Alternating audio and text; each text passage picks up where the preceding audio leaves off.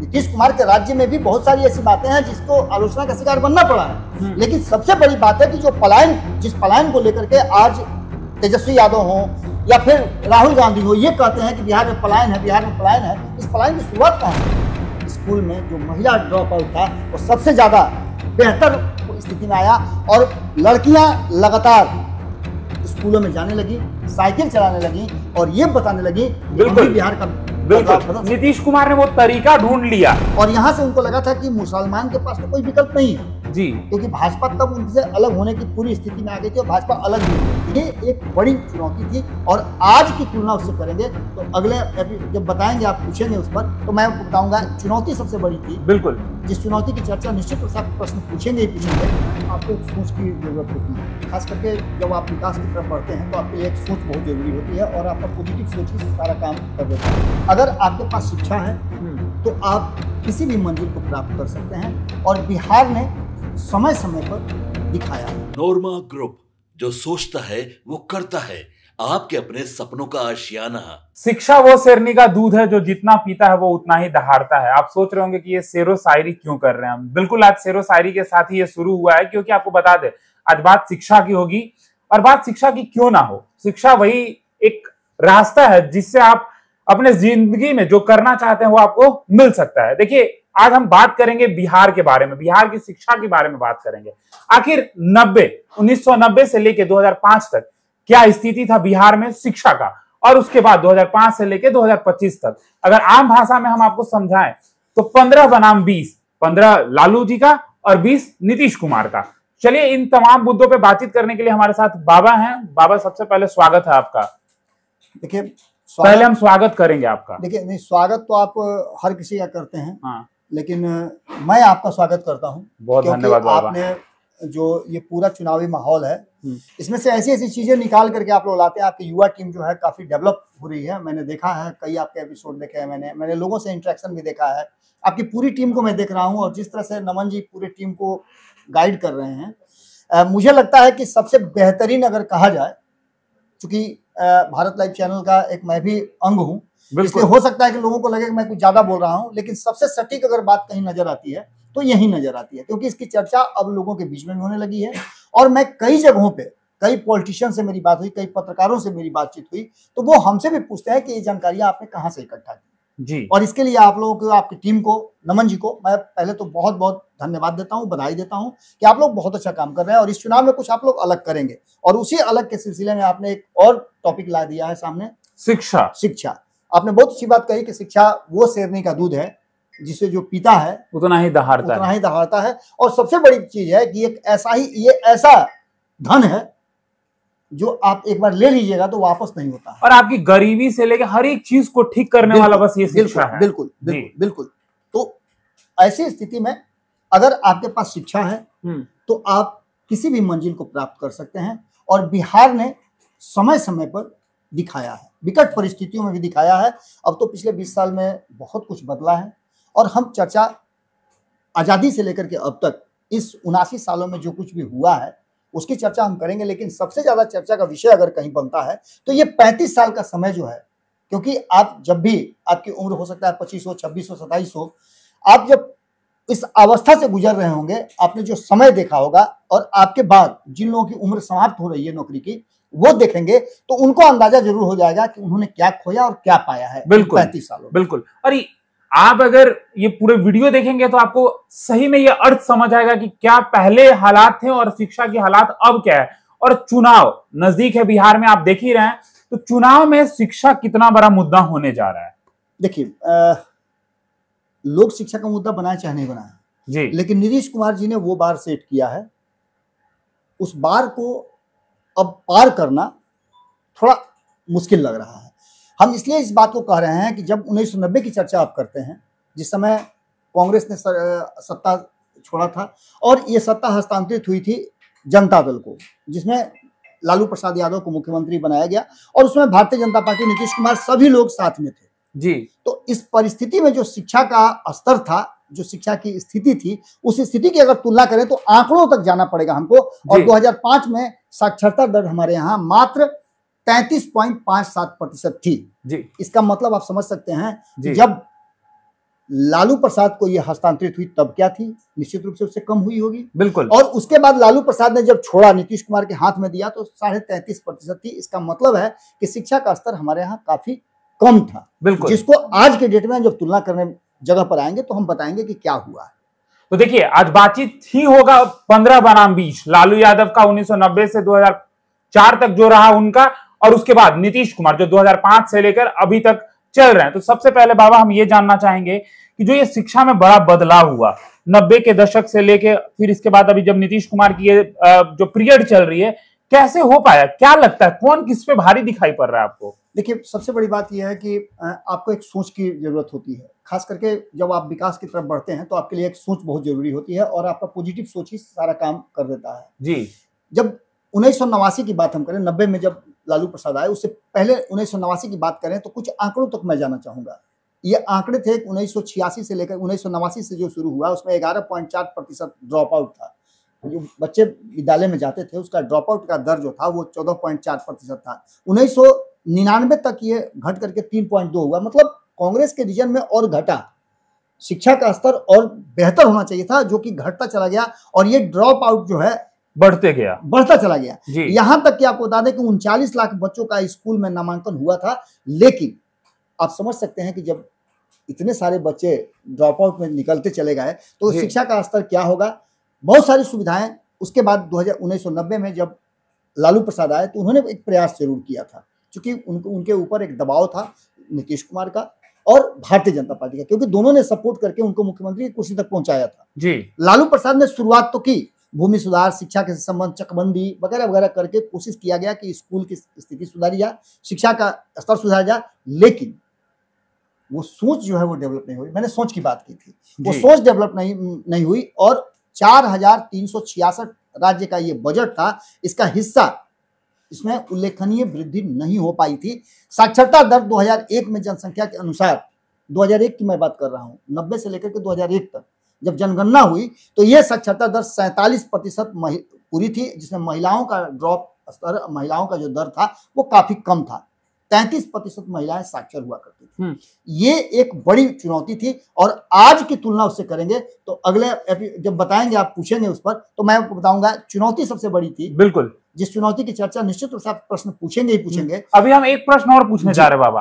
आपने 2001 तक की चर्चा कर दी। देखिए, आम लोगों का कहना है, जब हम चुनावी यात्रा में थे तो लोग हमसे जब हम लोगों से सवाल करते थे कि शिक्षा किसके राज में ज्यादा आपको बेहतर दिखाई पड़ता है, नीतीश या लालू, तो लोगों का नीतीश कुमार कहना रहता है। लेकिन वो तो दिख भी रहा है ना। लेकिन एक सवाल और लोग हमसे पूछते थे कि लालू के समय चरवाहा विद्यालय क्या था। आपने बड़ा ही ये सवाल जो है बहुत मौजूद सवाल है। इसको दो तरह से देखा जा सकता है जी। पहला तो ये, यहां भी एक सोच की जरूरत थी। सोच क्या थी?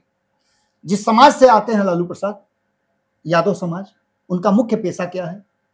गाय भैंस चराना। लालू प्रसाद कहते भी थे कि हम भैंस चराते थे, भैंस के सिंग पे पकड़ के, और बिल्कुल जाति के हिसाब से अपने यहाँ काम भी होता था। अगर पंडित जी हैं तो पूजा कराते हैं, यादव हैं तो गाय भैंस की काम होती है, कुछ वहां जाति से हैं तो आपका सब्जी का कारोबार होता है। बिल्कुल। तो लालू प्रसाद ने वहां से एक संस्कृति डेवलप की, चूंकि वहां उनको ये लग गया था कि अब ये लोग जो हैं जी आगे बढ़ रहे हैं, तो निश्चित रूप से जो समाज, जिस समाज को लेकर के सामाजिक समीकरण की वो बात कर रहे थे, उस सामाजिक समीकरण में MY समीकरण धीरे धीरे उनके तरफ स्विच होना शुरू हो चुका। बिल्कुल।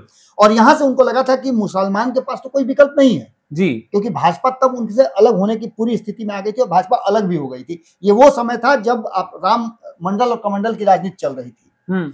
इसके बाद परिस्थितियां बदली, और आपने जिस बात की चर्चा की है चरवाहा विद्यालय की जी, लालू प्रसाद का एक कॉन्सेप्ट था कि बच्चे जाएंगे वहां, अपनी गाय भैंस को चराएंगे भी और साथ साथ वहां पढ़ाई भी करेंगे जी। लेकिन यही उनके जीवन का सबसे बड़ा अभिशाप बन गया। और आपको पता होगा कि इसी चारा के मामले में, चारा चोरी के मामले में उनके साथ साथ लगभग 70 लोगों को इसमें विभिन्न तरह से अभियुक्त बनाया गया।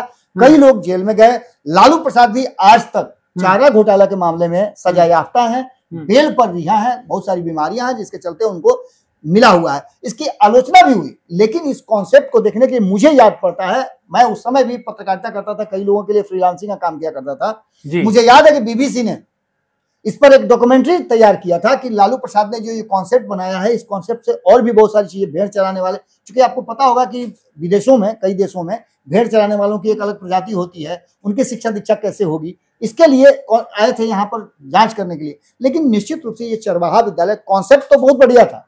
आप कोई भी पढ़ाई के लिए, किसी भी वर्ग को पढ़ाई के लिए, जैसे आप देख लीजिएगा कि आंगनबाड़ी है, तो आंगनबाड़ी में भी वही बच्चे पढ़ने जाते हैं या वही लोग पढ़ने जाते हैं जो बाकी के कामों से निवृत्त होकर के वहां पहुंचते हैं। उनको शिक्षित करने के लिए नीतीश कुमार की एक महती योजना है, लेकिन ये सफल नहीं हो पाया। और चरवाहा विद्यालय एक तरह से समझिए तो सफेद हाथी बनकर रह गया, और लालू प्रसाद के जीवन की एक सबसे बड़ी असफल जो फैसले हैं उसमें गिना जाता है इसको। बिल्कुल। तो बाबा देखिए, आपने लालू यादव का जिक्र किया, 2001 का जिक्र किया, चलिए अब ये बताइए कि आखिर ये शिक्षा व्यवस्था, जब नीतीश कुमार की नाम आती है तो लोग कहते ही हैं कि शिक्षा व्यवस्था नीतीश कुमार के जो काल है उसमें बदलता गया और बदल रहा है, लेकिन नीतीश कुमार ने कैसे कर पाया? नीतीश कुमार ने आखिर बच्चों के लिए क्या किया है, या नीतीश कुमार ने बिहार वासियों के लिए क्या किया कि शिक्षा दर जो है वो सुधरते गया और बदलते गया? आपने बड़ा ही मौजूद सवाल पूछा है। इस पर अगर चर्चा करने में बैठे तो हम घंटों बोल सकते हैं जी। लेकिन जो फैक्ट है वो ये आपको बता दें कि शिक्षकों को लेकर के, शिक्षक भर्ती को लेकर के, जो वहां के इंफ्रास्ट्रक्चर थे, गुणवत्ता को लेकर के अक्सर सवाल खड़ा होते रहे हैं 90 से लेकर के 2005 के दशक में। आप इस चीज को ऐसे देख सकते हैं कि अनियमितता को लेकर के, भ्रष्टाचार को लेकर के, शिक्षकों की बहाली को लेकर के इतने सारे फाइल पड़े हुए हैं कि उसका आप अंदाजा नहीं लगा सकते हैं। बिल्कुल। मेरे कई जानने वाले हैं जिन लोगों ने सीधे तौर पे ये बात कही। उसी समय का कई आपने देखा होगा कि परीक्षाओं को लेकर के जो चीजें सामने आई, शिक्षक भर्ती को लेकर के जिस तरह की परिस्थितियां सामने आई कि शिक्षक भर्ती में जो अनियमितता होती थी, गलत लोगों को ज्वाइन कराया जाता था, लंबे समय तक आपने देखा होगा कि शिक्षकों की भर्ती नहीं हुई थी। अनुपात की अगर बात करें हम, तो अनुपात से आप 60 छात्रों पे एक शिक्षक हुआ करते थे। अगर स्कूलों की स्थिति करें तो जर्जर स्थिति में स्कूल हुआ करते थे, भवन नहीं था, लोग पेड़ के नीचे पढ़ा करते थे, फूस की झोपड़ियां थी, वहां लोग पढ़ाई किया करते थे। लेकिन लोगों में जो ललक है, हमारे बिहार की जो अपनी एक पहचान है, वो शिक्षा की नगरी के रूप में जाना जाता है। दुनिया भर से लोग शिक्षा ग्रहण कर आते थे। IAS IPS सबसे ज्यादा देने वाला बिहार राज्य वो तो है ही, लेकिन हमारे यहाँ जो विश्वविद्यालय थे, नालंदा विश्वविद्यालय की बात कर लीजिए और भी विश्वविद्यालय की बात कर लीजिए, हमारे यहाँ एक अलग तरह का इंफ्रास्ट्रक्चर था जहाँ दुनिया के लोग शिक्षा ग्रहण करने के लिए आते थे। छात्रों की स्थिति अगर करें तो यहाँ पर सबसे बुरी स्थिति जो थी, एक ऐसी स्थिति आपके सामने हम लेकर के खड़ा करेंगे जो अगर लोग सुनेंगे तो दहल जाएंगे। बिल्कुल। शिक्षा के क्षेत्र में आपको याद होगा कि बच्चों के अपहरण से लेकर के और क्या क्या नहीं होता था। ये वही समय था जहां इस बिहार में पलायन की पहली शुरुआत हुई थी। अगर कहा जाए तो पलायन की जननी के रूप में लालू प्रसाद का पहला पदार्पण हुआ था, जिन्होंने शिक्षा ग्रहण करने के लिए बच्चों को, उनके गार्जियन को बिहार से बाहर भेजने का काम शुरू किया। आपको याद होगा इसी समय अपहरण होते थे। आपको याद कैसे नहीं होगा, आपको याद होना चाहिए, क्योंकि ये इतिहास के पन्नों पे दर्ज है। और इतिहास के पन्नों पे जो बातें दर्ज है उसमें पलायन कोटा आखिर क्यों विकसित हुआ। कोटा में आज ही आप चले जाइए तो बिहार के लोगों से भरे पड़े हैं। शिक्षक बिहारी, बच्चे बिहारी, काम करने वाले बिहारी, छात्रों के अपहरण की आपको याद होगा ना, ऐसी ऐसी घटनाएं। लेकिन नीतीश कुमार के आने के बाद बाबा बहुत कुछ बदला है। कई कोचिंग जो है वो पटना में मौजूद है। हम नीतीश कुमार की बात करेंगे। नीतीश कुमार के राज्य में भी बहुत सारी ऐसी बातें हैं जिसको आलोचना का शिकार बनना पड़ा है। लेकिन सबसे बड़ी बात है कि जो पलायन, जिस पलायन को लेकर के आज तेजस्वी यादव हो या फिर राहुल गांधी हो, ये कहते हैं कि बिहार में पलायन है, बिहार में पलायन है। इस पलायन की शुरुआत कहां से हुई? बिहार में अपहरण उद्योग के शुरू होने के बाद सीधे तौर पे आप अखबारों को देख लीजिए, रंगे पड़े हैं, काले से छपते हैं अखबार, लेकिन मैंने लाल इंक से छपे हुए अखबार देखे हैं। मैं अखबार को जब देखता था, पलटता था, तो हर रोज इस बात की सूचना होती थी कि अपहरण हो गया, फलाने का किडनैपिंग हो गया, फलाने बच्चे को मार दिया गया, रैंसम नहीं देने के चलते बच्चे को मार दिया गया। ये सारी चीजें लोगों को डराती थी। और यहां से एक तो उद्योगपति जो गए सो गए ही, शिक्षा के क्षेत्र में अच्छा काम करने वाले लोगों ने भी बिहार से पलायन किया, शिक्षक पलायन कर गए और छात्र तो पलायन कर ही गए। आज परिस्थिति जो आपने बताया बदली है। इसके साथ साथ आर्थिक विकास में आप समझ लीजिए कि 2001 से लेकर के 2005 के बीच में बिहार का विकास दर 2.9 था। हमने आपको बजट बता ही दिया कि जो बजट था उसकी जो स्थिति थी सबसे निम्न स्तर पे थी। आज जो बजट आप देख रहे होंगे, उस बजट को देख करके आपको अंदाजा हो गया होगा। सबसे बड़ी बात जो चरवाहा विद्यालय की थी, और अब जबकि ये सारी बातें आप समझ गए होंगे, तो 90 से लेकर 2005 तक के बिहार की कल्पना आप कीजिए, और उस कल्पना को एक बार ऐसा कीजिएगा कि गूगल सर्च कर लीजिएगा। मैं बाकी सब लोगों को भी कहता हूं कि आप एक बार गूगल सर्च कर लीजिएगा, फैक्ट आपको फैक्ट दिखाई देगा। हमने जितना फैक्ट बताना था हमने बताया, लेकिन उस बिहार को बदलने का जब नीतीश कुमार ने बीड़ा उठाया 2005 में, एक अटेम्प्ट में नहीं, दूसरे अटेम्प्ट में जब पहुंचे, तो नीतीश कुमार ने बिहार को बदलने की शुरुआत की। और सबसे पहला जो उनका शुरुआत था वो क्या था पता है आपको? इस अपहरण उद्योग को बंद करना, यहां से अपराध को मुक्त करना, ट्रिपल सी को लेकर के थे, क्राइम, करप्शन और कम्युनिज्म, 3 चीज को लेकर के आए थे, और तीनों चीजों पर उन्होंने अमल किया। आज तक नीतीश कुमार पर एक भी दाग नहीं है, इस बात से आप इनकार नहीं कर सकते हैं। बिल्कुल।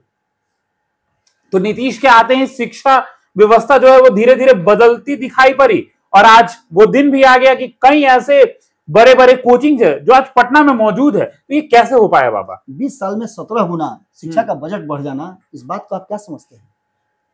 जो आपका शिक्षा बजट 4,366 करोड़ का था, आज 77,690 करोड़ का है। इसको आप किस तरह से देखिएगा? क्या ये विकास है या नहीं है? मैं पूछना चाहता हूं उन लोगों से। आज आप देख लीजिए कि प्राइवेट स्कूलों का तांता लगा हुआ है, आप देख लीजिए कि अच्छे अच्छे कोचिंग हैं। खान सर क्या है, बाकी के रहमान सर क्या है, जो कोचिंग संस्थाएं खुली हुई हैं वो क्या है? कहीं देखिए मेंटोस है, तो कहीं कुछ है, तो कहीं कुछ है, कहीं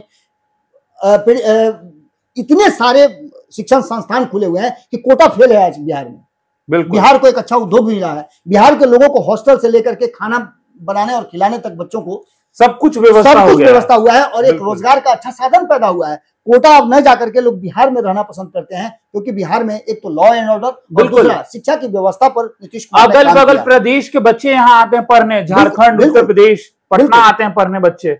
इन सारी बातों के साथ साथ सिर्फ इतना ही नहीं हुआ है। योजनाओं की बात करें तो जो मैंने आपको बता दिया कि जो योजनाएं 2005 से पहले थी, अपहरण योजना थी, आज की योजनाओं की अगर चर्चा करें आप, तो आप जाइए ड्रॉप आउट, जिसकी चर्चा मैं कर रहा था, ड्रॉप आउट भयंकर घटा है। 2006 में साइकिल योजना की शुरुआत हुई, उसके बाद लड़कियां स्कूल में जो महिला ड्रॉप आउट था वो सबसे ज्यादा बेहतर स्थिति में आया, और लड़कियां लगातार स्कूलों में जाने लगी, साइकिल चलाने लगी, और ये बताने लगी कि हम भी बिहार का बिल्कुल। नीतीश कुमार ने वो तरीका ढूंढ लिया कि बच्चियों को कैसे स्कूल लाया जा सकता है, एक तरीके से प्रलोभन, मतलब शिक्षा को लेकर। दीपक, सिर्फ यही बात नहीं हुई जी, उन्होंने बच्चियों के साथ साथ बच्चों को भी साइकिल देने की मुहिम शुरू कर दी। जब उन्होंने देखा कि इससे बदलाव हो रहा है, तो उन्होंने बच्चों को भी साइकिल देना शुरू कर दी। इसके बाद पोशाक योजना की शुरुआत उन्होंने की, और पोशाक योजना के साथ साथ मध्याह्न भोजन की भी व्यवस्था शुरू की। यानी सीधी तौर पे आप समझिए, पहले क्या होता था कि आपको इन तरह की व्यवस्था नहीं थी, आज अकाउंटेबिलिटी है। 40 विद्यार्थियों पर एक शिक्षक हैं। मैं वो भी आंकड़ा बताऊंगा कि कितने शिक्षकों की बहाली हुई, क्या हुआ, लेकिन नीतीश कुमार ने आते हुए सबसे पहले अगर कहा कि अगर पढ़ेगा बिहार तो बढ़ेगा बिहार, ये नारा था। और ये नारा देने के साथ साथ नीतीश कुमार ने वो सारी व्यवस्था की। छात्रवृत्ति योजना की तो चर्चा ही हमने कभी नहीं की। जिस तरह से उन्हें पोशाक दिया, साइकिल दिया, मध्याह्न भोजन दिया, और स्कूल में आने की व्यवस्था की। इंफ्रास्ट्रक्चर जो पहले नहीं था 2005 उसको बदला। विद्यालय भवन बनने लगे, बच्चियों के लिए अलग से शौचालय की व्यवस्था होने लगी, पेयजल की व्यवस्था हुई। पानी पीने के लिए लोगों को घर जाना पड़ता था या बावड़ी या कुएं पर जाना पड़ता था। सड़कें नहीं थी जहां साइकिल लेकर के बच्चे जा सके। स्कूल के पास जाने तक का इंफ्रास्ट्रक्चर नहीं था। इतने इतने पानी में मैंने देखा है लोगों को स्कूल जाते हुए, बच्चों को स्कूल जाते हुए नहीं जा पाते थे। 6-6 महीना स्कूल बंद हुआ करते थे। आज वो सारी परिस्थितियां बदली हैं। पोशाक योजना, छात्रवृत्ति योजना, गरीबों और पिछड़े बच्चों को उन्होंने जिस तरह से अनुदान देना शुरू किया, पढ़ाने के लिए हर तरह की व्यवस्था शुरू की, 2005 में प्री मैट्रिक छात्रवृत्ति देने की घोषणा की, ये सब क्या था? बिल्कुल, स्टूडेंट क्रेडिट कार्ड, कई योजना ऐसे निश्चित रूप से। और हम आपको बता दें कि कुछ योजनाओं का लाभ तो हम खुद उठा चुके हैं। छात्रवृत्ति योजना जो है 8.75 876.77 करोड़ रुपए की राशि का उसके लिए मुहैया कराई गई। शिक्षा बजट का अब 17 गुना 20 सालों में बढ़ जाना, ये सामान्य बात नहीं कहिएगा। बिल्कुल, शिक्षा के क्षेत्र में निश्चित रूप से इन सारी बातों के साथ स्टूडेंट क्रेडिट की बात, 4 लाख रुपए मिलते हैं बाबा स्टूडेंट क्रेडिट कार्ड में। जी, 100 करोड़ रुपए इसके लिए आवंटित हैं और इसमें से छात्रों को दिया जाता है। इसके बाद मध्याह्न भोजन के लिए भी उन्होंने, आपने देखा होगा कि रसोईया जो कि रसोई बनाने के लिए थे, उनके मानदेय को बढ़ा करके उन्होंने उनको भी बूस्ट किया है, उनका भी मानदेय 1600 से 3300 रुपया कर दिया है। नीतीश कुमार ने बहुत सारी ऐसी बातें की हैं। इसके बाद सबसे बड़ी बात है कि आप 2005 से लेकर के 25 तक 3.5 लाख के आसपास शिक्षकों की बहाली हुई है और अभी 1,20,000 TRE 4 में, जैसे अब बात करें तो TRE 1 में 1.70 मतलब 1,70,000 लोगों की बहाली हुई, TRE 2 में 70,000 लोगों की बहाली हुई, TRE 3 में लगभग 66,000 से ज्यादा लोगों की बहाली हुई और TRE 4 में 1,20,000 और 70,000 की प्रक्रिया अभी चल रही है। तो ये एक बहुत बड़ा कहा जाए तो ड्रास्टिक परिवर्तन है और इसको लेकर के 1,20,000 तो ये हुए, 70,000 की प्रक्रिया चली है, 50,000 हेडमास्टर की भर्ती हुई है। इसके अलावा रात्रि प्रहरी से लेकर के इंफ्रास्ट्रक्चर तक का व्यवस्था किया गया है।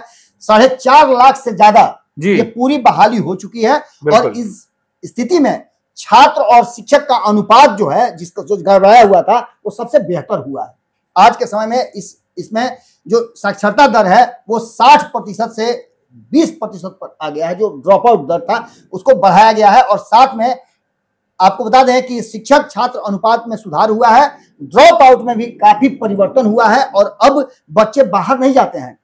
67,500 वर्ग कक्षा में विद्युतीकरण हेतु मंजूर किए गए हैं। 67,500 स्कूलों के क्लास के लिए विद्युतीकरण की व्यवस्था की मंजूरी की गई है। स्मार्ट क्लासरूम बनाने की व्यवस्था की गई है। बिल्कुल, आपने देखा होगा डिजिटल ब्लैक बोर्ड है, उसकी व्यवस्था की जा रही है जी। इसके अलावे सबसे बड़ी बात जो मैं आपको बता दूं वो ये है कि शिक्षा में गुणवत्ता लाने के लिए और शिक्षा को कैसे उद्योग से जोड़ा जाए, कैसे उसको आपके स्किल से जोड़ा जाए, उसके लिए AI का शिक्षण प्रशिक्षण भी शुरू हो चुका है।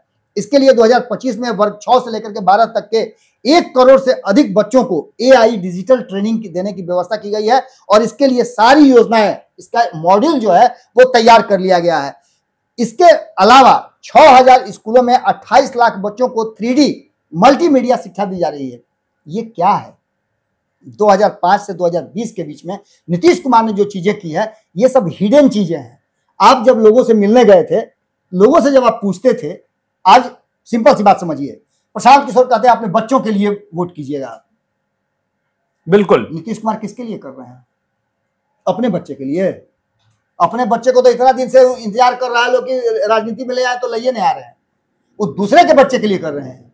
जब भी जाते हैं तो जीविका दीदी से पूछते हैं आपके बच्चे क्या कर रहे हैं, आप क्या कर रही हैं, आपके जीवन स्तर में क्या सुधार हुआ। लोगों को यह एहसास होता है। उच्च शिक्षा के क्षेत्र में अगर देखा जाता है 25-26 में 358 प्रखंडों में डिग्री कॉलेज की स्थापना की गई। इसको आप क्या कहिएगा, ये किसके लिए हुआ? इसके अलावा इंजीनियरिंग कॉलेज, मेडिकल कॉलेज की स्थापना, पटना मेडिकल कॉलेज का विस्तार किया गया। अभी आप देख लीजिए कि PMCH का विस्तार देख लीजिए कितना बड़ा हुआ है। ये क्या है? साक्षरता दर में 2025 से लेकर के अब तक 70% से अधिक और महिलाओं का साक्षरता दर सुनकर के तो आप और भी ज्यादा चौंकेंगे कि पुरुषों से ज्यादा साक्षरता दर जहां 70% है, वहां महिलाओं का साक्षरता दर लगभग 74% के आसपास है जी। ये क्या कहिएगा?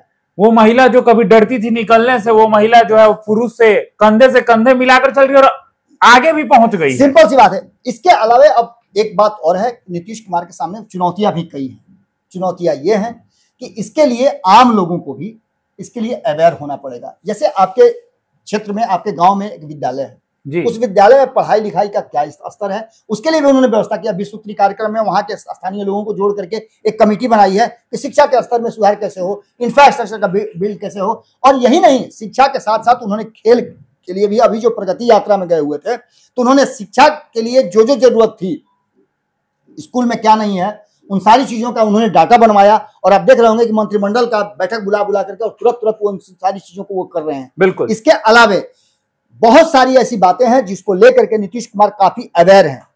नीतीश कुमार ने खेल के मैदान का विकास किया है हर पंचायत में, जिससे कि बच्चे खेलने कूदने में भी सक्षम हो। आपने देखा होगा अभी एशिया कप हुआ है, बिल्कुल, जिसमें भारत जीता है। इसके साथ भी एक नाम टैग हुआ ना जी, खेलों का। एक लंबे समय से बिहार में कुछ नहीं हो रहा था, जो कि नीतीश कुमार के शासनकाल में हुआ। ये सभी नीतीश कुमार ने एक और योजना शुरू की थी, उसमें 367 अभी तक 367 या लगभग 467 बच्चों को मेडल लाओ नौकरी पाओ के तहत नौकरी मिल चुकी बिल्कुल है। बिल्कुल, ये सारी परिस्थितियां और सारी चीजें नीतीश कुमार ने जो डेवलप किया है। और इसके साथ साथ कल मेरी संपादक नमन मिश्रा जी से बातचीत हुई थी, इसी विषय पर मैं बात कर रहा था, उनसे और भी जानकारी इकट्ठा करने की कोशिश मैं कर रहा था। उन्होंने बताया कि नीतीश कुमार का मूव जो था वो बड़ा मूव था कि पहले के पाठक को लाया, उनके अनुसार शिक्षा व्यवस्था में थोड़ा सा स्क्रू टाइट कराया, और उसके बाद एस सिद्धार्थ जो कि बहुत ही ज्यादा सुलझे हुए व्यक्ति हैं, उनको बैठा करके और शिक्षा की गुणवत्ता में सुधार किया। आपको याद होगा कि जिस तरह से उन्होंने डिजिटली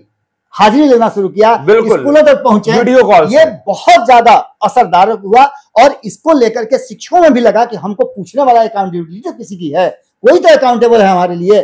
और ऐसी स्थिति जब पैदा होती है तो माहौल बदलता है। ऐसी स्थिति में ये बात हम आप यहां बैठ करके कर रहे हैं।